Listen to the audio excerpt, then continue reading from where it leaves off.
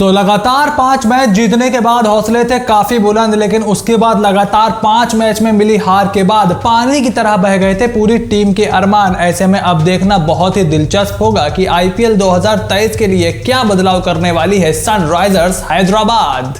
What's going on everyone? I am Sufyan and welcome back to 5 Sports। और IPL 2022 के mega auction में अपने खराब स्ट्रेटेजिक फैसलों का नतीजा सनराइजर्स हैदराबाद की टीम ने अपने आखिरी मैच से भी पहले प्लेऑफ की रेस से बाहर होकर के भुगता है। और अब आईपीएल 2023 की ट्रेडिंग विंडो और उसके बाद 2023 के मिनी ऑक्शन से पहले सनराइजर्स हैदराबाद को अपनी टीम पर काफी स्ट्रेटेजिकली काम करने की जरूरत है, क्योंकि उनकी टीम ने कई धाकड़ विदेशी प्लेयर अपनी टीम में शामिल किए, कुछ अच्छे भारतीय यंगस्टर्स भी उन्होंने खरीदे थे, कुछ को उन्होंने रिटेन भी किया था, लेकिन उसके बावजूद उनकी टीम पूरे टूर्नामेंट में बैलेंस बनाने में कामयाब नहीं रही और कप्तान केन विलियमसन की फॉर्म ने भी उनकी ज्यादा मदद नहीं की। ऐसे में इस वीडियो में हम पूरे मामले पर डिटेल में बात करने वाले हैं। इस समय आपकी स्क्रीन पर आ रही होगी वीडियो शीट, तो अगर आप वीडियो के किसी स्पेसिफिक पार्ट को सुनना चाहते हैं तो आप कमेंट बॉक्स में जाकर के वहां स्किप कर सकते हो, लेकिन अगर आप सनराइजर्स हैदराबाद और आईपीएल के फैन हो तो मैं रिकमेंड करूंगा कि आप इस वीडियो को एंड तक जरूर देखिए,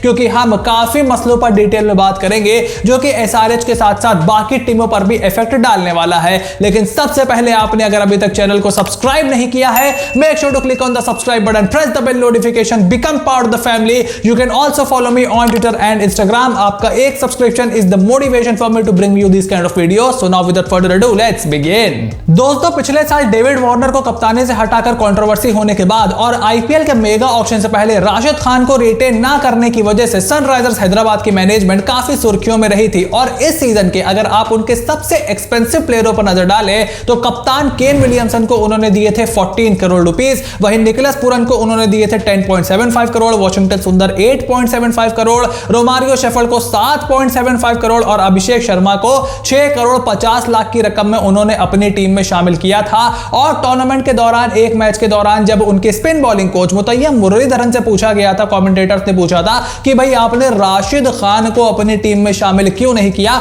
तो उन्होंने कहा कि we couldn't afford Rashid Khan, यानी कि वो राशिद खान को अफोर्ड नहीं करते थे। लेकिन जितने पैसे उन्होंने यंगस्टर्स को और अनप्रूवन प्लेयर्स को दे दिए आईपीएल के मेगा ऑक्शन में, उसे देख करके तो ऐसा नहीं लगता कि आप राशिद खान को अफोर्ड नहीं करते थे। और 15 करोड़ में राशिद खान गुजरात टाइटंस की टीम में शामिल हो गए थे, तो क्या उनको 15 करोड़ यहां पर सनराइजर्स हैदराबाद नहीं दे सकते थे? इससे यह साफ पता चलता है कि सनराइजर्स हैदराबाद की मैनेजमेंट में कुछ बड़ी परेशानियां जरूर थी। अब पेपर पर अगर आप सनराइजर्स हैदराबाद की टीम को देखोगे तो उसमें आपको राहुल त्रिपाठी, अभिषेक शर्मा, अब्दुल समद, उमरान मलिक, कार्तिक त्यागी जैसे यंगस्टर्स नजर आएंगे, Nicholas Pooran, Kane Williamson, Aiden Markram जैसे आपको विदेशी खिलाड़ी नजर आएंगे, भुवनेश्वर कुमार, नटराजन, मार्को यानसन जैसे आपको तेज गेंदबाज नजर आएंगे, वॉशिंगटन सुंदर जैसा स्पिनर भी आपको नजर आएगा, ऑलराउंडर अच्छा नजर आएगा। आपको लगेगा यह टीम तो छप्पर फाड़ मैच जीतने वाली है, इसको तो कोई रोक ही नहीं पाएगा। लेकिन हमने टूर्नामेंट की शुरुआत से लेकर के एंड तक इस बारे में मैं अपने कायम रहा। जब सनराइजर्स हैदराबाद 5 मैच लगातार जीती थी तब भी यहां पर हम यही बात करते थे कि ये थोड़े थोड़े प्लेयर तो आपको बहुत अच्छे दिख रहे हैं, लेकिन जब आप इनको एक कलेक्टिव टीम बनाते हो, आपकी टीम में एक्सपीरियंस की कमी दिखती है, आपकी टीम में बड़े गैप्स दिखते हैं और आपकी टीम में बैलेंस नहीं बनता। और पूरे सीजन सनराइजर्स हैदराबाद बैलेंस ढूंढती रही। एक समय पर उन्होंने अपनी गेंदबाजी को लंबा किया, रोमारियो शेफर्ड को बाहर बिठाया, थोड़े नतीजे उनके फेवर में गए, लेकिन कप्तान केन विलियमसन की खराब फॉर्म, उनके ओपन करते रहने की जिद और जब उनकी टीम की पूरी फॉर्म आई तो वो वहां से वापसी करने में कामयाब नहीं हुए। आईपीएल 2022 में अगर सनराइजर्स हैदराबाद की मैनेजमेंट की बड़ी मिस्टेक्स की बात की जाए तो कप्तान केन विलियमसन से लगातार ओपन करवाते रहना, निकोलस पूरन को बैटिंग ऑर्डर में काफी लेट भेजना और एक अनस्टेबल अनस्टेडी बॉलिंग अटैक लेकर मैदान पर उतरना उनको भारी पड़ा है। चाहे कभी आप तेज गेंदबाजों के साथ जत्था बना करके उतर गए, लेग स्पिनर तो आपकी टीम में कोई अच्छा था ही नहीं, तो उनको आप खिला ही नहीं सकते थे। एक समय पर आप फजहल फारूकी, कार्तिक त्यागी और उमरान मलिक 3 एक्सपीरियंस खिलाड़ियों के साथ इकट्ठा मैदान में उतर गए। ये सारी अनस्टेबलनेस आखिर में सनराइजर्स हैदराबाद को महंगी पड़ गई और कई प्लेयर उन्होंने अपनी टीम से जब बाहर बिठाए तो दोबारा उनकी तरफ देखा ही नहीं। रोमारियो शेफर्ड जिनको उन्होंने 7 करोड़ 75 लाख दिए थे, 2-3 मैच के बाद उन्होंने डिसाइड कर लिया कि भाई हमें रोमारियो की जरूरत नहीं है, हमसे गलती हो गई, अब हम उनको दोबारा नहीं खिलाने वाले हैं। और अब्दुल समद जिनको उन्होंने 4 करोड़ की भारी भरकम रकम में रिटेन किया था, उनको भी 2 मैच के बाद बेंच पर बिठा दिया और दोबारा उनकी तरफ गए नहीं। शशांक सिंह को खिलाते रहे, सभी को खिलाते रहे, लास्ट में प्रियम गर्ग भी खेल गए, लेकिन अब्दुल समद की तरफ वो दोबारा नहीं गए। ऐसे में अगर सनराइजर्स हैदराबाद के प्रोबेबल रिलीज खिलाड़ियों की बात करें जिनको वो आईपीएल 2023 से पहले रिलीज कर सकते हैं, पहला नाम है रोमारियो शेफर्ड, दूसरा नाम है अब्दुल समाद, शॉन एबर्ट, टी नटराजन और कप्तान केन विलियमसन को भी सनराइजर्स हैदराबाद यहां पर रिलीज करने के बारे में सोच सकती है, क्योंकि केन विलियमसन अगर आपने 14 करोड़ में उनको खरीदा है तो ये one of the most poorest IPL season है किसी भी टॉप ऑर्डर बल्लेबाज के लिए। 100 का भी स्ट्राइक रेट केन विलियमसन का नहीं रहा है इस सीजन, और अगर आप उनके इंपैक्ट रन्स देखेंगे तो -33 इंपैक्ट रन्स हैं यहां पर कप्तान केन विलियमसन के इस आईपीएल में। इंपैक्ट रन्स वो होते हैं जब आप सिचुएशन के हिसाब से बल्लेबाज के रन देखते हो कि इससे इनके रन से मैच पर कितना ज्यादा असर पड़ता है, और -33 यानी कि अपनी टीम को 33 इंपॉर्टेंट रन उल्टा उन्होंने कॉस्ट किए हैं, और केन विलियमसन के अगेंस्ट ये चीज जा सकती है। वहीं टी नटराजन भी डेथ में काफी खराब गेंदबाजी कर रहे थे आखिर के कुछ ओवर में, तो उनको भी यहां पर रिलीज किया जा सकता है। और अब्दुल समद की तरफ अगर आपने दोबारा नहीं देखा तो मैं ये मान के चल रहा हूं कि आपका उन पर भी अब कॉन्फिडेंस नहीं रहा। अब आईपीएल 2023 से पहले सनराइजर्स हैदराबाद को अपनी टीम में 3 इंपॉर्टेंट गैप्स भरने हैं, और अगर उनके 3 रिक्वायरमेंट की लिस्ट पर हम नजर डालें तो उनकी पहली रिक्वायरमेंट है यहां पर hit the deck pace bowler, जो short of length, back of length तेज गेंदबाजी करे, good wrist spinner and pace hitter at 6 और 7। अब अगर आपके पास अच्छा लेग स्पिनर नहीं है, आपके लिए सर्वाइवल काफी टफ होने वाला है इन दी आईपीएल और in any T20 league for that matter. और अभी तो आप इस साल महाराष्ट्र की अच्छी बैटिंग विकेट्स पर खेल रहे थे, तो आपने किसी तरह फिंगर स्पिनर से काम चला लिया, तेज गेंदबाजों से काम चला लिया, 5 मैच आप जीत भी गए थे to be fair to you. लेकिन जब आप वापस हैदराबाद जाओगे, उसके बाद आप चेन्नई में खेलोगे, उसके बाद आप और भी जगह खेलोगे, गर्मी और ज्यादा बढ़ेगी, आपको हो सकता है जयपुर में खेलना पड़े, आपको हो सकता है और स्पिनिंग ट्रैक्स पे खेलना पड़े, दिल्ली में भी स्लो विकेट कभी कभी आपको मिल जाती है। तो उन जगहों पर अगर आपको खेलना है तो आपको अच्छा लेग स्पिनर चाहिए जो मिडिल ओवर्स में आपको विकेट लेकर के दे, और उसके साथ अगर आपने अब्दुल समद को अब टाटा बाय बाय कर दिया है तो आपको एक अच्छा पेस हिटर फिनिशर 6 और 7 नंबर पर चाहिए, और एडन मैकरम वो काम नहीं कर सकते because he is a top order player to be fair to him, और ये रिक्वायरमेंट है जो एसआरएच को पूरी करनी है। अब अगर यहां पर उनकी पहली रिक्वायरमेंट के बारे में बात करें यानी कि hit the deck pace bowler, तो यहां पर सनराइजर्स हैदराबाद के पास कुछ ऑप्शन जरूर है, लेकिन चूंकि उन्होंने मेगा ऑक्शन में अच्छा काम नहीं किया है तो अब वो दूसरी टीमों से ट्रेड पर काफी ज्यादा डिपेंड करते हैं। ऐसे में पहला ऑप्शन उनके पास हो सकता है एडम मिल, दूसरा है मार्क वुड, तीसरा है रायली मेरेडिथ, चौथा है केन एंड पांचवा is Lungi Ngidi. Delhi Capitals में लुंगी एनगीडी का अभी तक ऐसा कोई कंट्रीब्यूशन तो हमें देखने को मिला नहीं है। ऐसे में हो सकता है कि वो लुंगी एनगीडी को रिलीज कर दे तो सनराइजर्स हैदराबाद उनकी तरफ भी जा सकती है। केन रिचर्डसन एक एक्सपीरियंस बॉलर है ऑस्ट्रेलिया के, तो उनकी तरफ भी आप देख सकते हो। उसके बाद आप डिपेंड हो कि क्या एलएसजी मार्कवुड को रिलीज करेगी, क्या आप एडम मिल को खरीद सकते हो चेन्नई सुपर किंग्स से। एक समय पर अच्छी हिट द डेक बॉलिंग हुआ करती थी सनराइजर्स हैदराबाद के पास, लेकिन अब उनके पास ऐसा कोई भी बॉलर नहीं है। उमरान मलिक भी गेंद को आगे करके विकेट लेते हैं, यॉर्कर लेंथ पे ज्यादा काम कर रहे हैं, सो इस कार्तिक त्यागी, और ये अभी बहुत ज्यादा यंग है और इनकी पिटाई भी अच्छी खासी हो सकती है ऑन अ गिवन डे।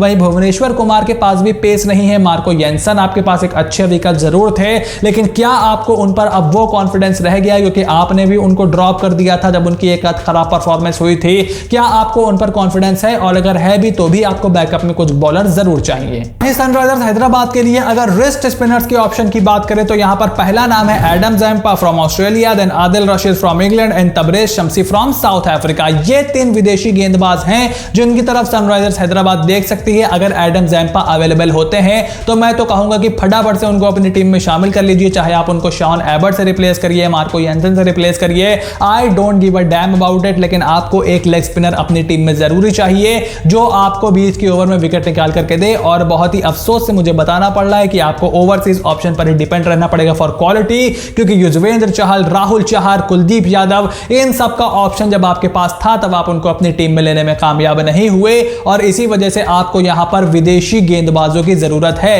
वहीं 6 और 7 पर अगर एक पेस हिटर बल्लेबाज की यहां पर बात करें तो ऑप्शन काफी हो सकते हैं सनराइजर्स हैदराबाद के पास, बनस्पत वो कैसा काम करते हैं मिनी ऑक्शन और ट्रेड विंडो में। पहला नाम है यहां पर Ben Cutting, then James Neesham, Sam Curran, Shahrukh Khan and Abdul Samad. अगर अब्दुल समाद पर आपको कॉन्फिडेंस है, हो सकता है आप उनको रिलीज करो, थोड़े से कम दाम में मिल जाए, हालांकि आई डाउट इट कि ऐसा होने वाला है। अगर सनराइजर्स हैदराबाद ने अब्दुल समाद को यहां पर रिलीज किया तो फिर वो लंबा बोली खींचने वाले हैं इन द मिनी ऑक्शन, क्योंकि हो सकता है केकेआर जैसी टीमें अच्छा पैसा लेकर के मार्केट में उतरे।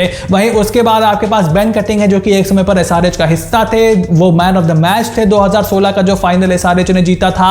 सैम करन को आप ले सकते हो अगर आप रोमारियो शेफर्ड, मार्को यानसन या फिर नटराजन को आप अगर रिलीज करते हो तो फिर आपके पास इतना पैसा हो सकता है कि आप मिनी ऑक्शन में सैम करन को जाओ। अगर वो आते हैं तो उसके बाद अब मुझे नहीं लगता कि और कोई इतना बड़ा ऑप्शन है। पंजाब किंग्स ने भी एक बार जब शाहरुख खान को ड्रॉप कर दिया तो उनकी तरफ ज्यादा देखा नहीं। जब वो लीग स्टेज में रेस में बने हुए थे, उनको कॉन्फिडेंस नहीं था शाहरुख खान पे, तो उन्होंने बहुत पैसे खर्च किए थे। तो क्या वो उनके प्लान्स में है, ये भी देखना बहुत दिलचस्प होगा। लेकिन मेरे हिसाब से बेन कटिंग, सैम करन और अब्दुल समद पर कॉन्फिडेंस दिखाना सनराइजर्स हैदराबाद के लिए फायदे का सौदा होगा।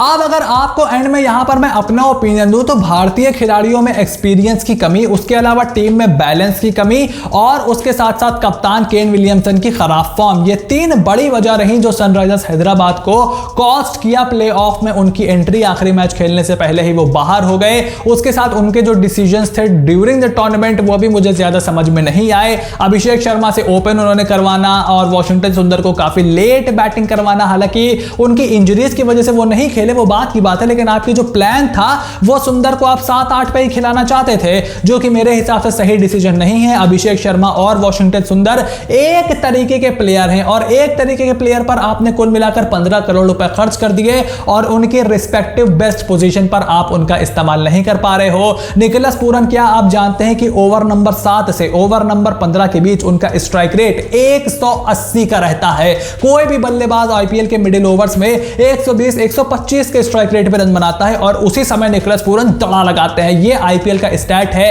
लेकिन उस पोजीशन पर बैटिंग करने के लिए निकोलस पूरन को आप नंबर 4 से नीचे तो खिला ही नहीं सकते। नंबर 3 पर आपको उन्हें खिलाना चाहिए, लेकिन नंबर 4 से नीचे तो आप उन्हें खिला ही नहीं सकते अगर आप उनके स्ट्रेंथ का फायदा उठाना चाहते हैं, क्योंकि वो स्पिनर्स पर और फुल लेंथ और स्लो मीडियम पेसर्स पर बहुत रन बरसाते हैं। तो अगर आपको निकोलस पूरन का सही इस्तेमाल करना है तो उनको आपको नंबर 4 पर खिलाना पड़ेगा। लेकिन फिर एडन मैकरम का क्या होगा? और केन विलियमसन अगर आपके कप्तान है तो वो आपका एक ओवरसीज स्लॉट लेकर के जाते हैं, तो 3 ओवरसीज स्लॉट आपके बैटिंग में ही निपट जाते हैं, जिसमें से कोई भी प्रॉपर ऑलराउंडर नहीं है जो कि आपका 4 ओवर का बॉलर हो और एक बढ़िया बैट्समैन हो। ऐसा कॉम्बिनेशन नहीं है। तो मार्करम या विलियमसन दोनों में से एक को अब सनराइजर्स को यहां पर छोड़ने की जरूरत आन पड़ेगी, क्योंकि आपको एक लेग स्पिनर भी खिलाना है और एक hit the deck fast bowler भी आपको चाहिए, जो कि आपकी टीम को एक्सपीरियंस के साथ बॉलिंग अटैक में लीड करे विद भुवनेश्वर कुमार और उमरान मलिक और कार्तिक त्यागी जैसे बॉलर्स पर से प्रेशर थोड़ा सा कम करे। तो यहां पर काफी काम करना है सनराइजर्स हैदराबाद को। मेरी राय यह होगी कि आप केन विलियमसन को रिलीज करो। अगर आप वो उनको सस्ते दाम में दोबारा ले सकते हो 6 करोड़ 8 करोड़ के आसपास, तो आप उनको लो, वरना वो कोई T20 के इतने बड़े प्लेयर नहीं है जितने आपकी टीम को इस समय जरूरत है। हालांकि my favourite batsman of the world right now is Kane Williamson. मुझे बहुत उम्मीदें हैं उनसे, वो वापसी जरूर करेंगे and is a very good player. लेकिन टीम की रिक्वायरमेंट और केन विलियमसन के जो प्राइस टैग है वो यहां पर थोड़ा फिट नहीं बैठ रहा है। और अगर आप केन विलियमसन को रखना चाहते हो तो फिर आप शेफर्ड को रिलीज करो, आप यहां पर अब्दुल समद को रिलीज करो और उसके साथ मार्को यानसन या एबर्ट को रिलीज करो। वो पैसा आप जो लेकर के आओगे उससे आप कुछ अच्छे खिलाड़ियों को खरीद सकते हो। अब इस पूरे मामले में आपका क्या ओपिनियन है? Make sure to write it in the comment section down below कि आपके हिसाब से सनराइजर्स हैदराबाद की आईपीएल 2023 की मिनी ऑक्शन की स्ट्रेटजी क्या होनी चाहिए। वीडियो पसंद आई हो तो वीडियो को लाइक करिए, मेरा काम पसंद आ रहा हो then click on the subscribe button, press the bell notification, become part of the family. Thank you so much for all your love and support and I will see you soon with another video.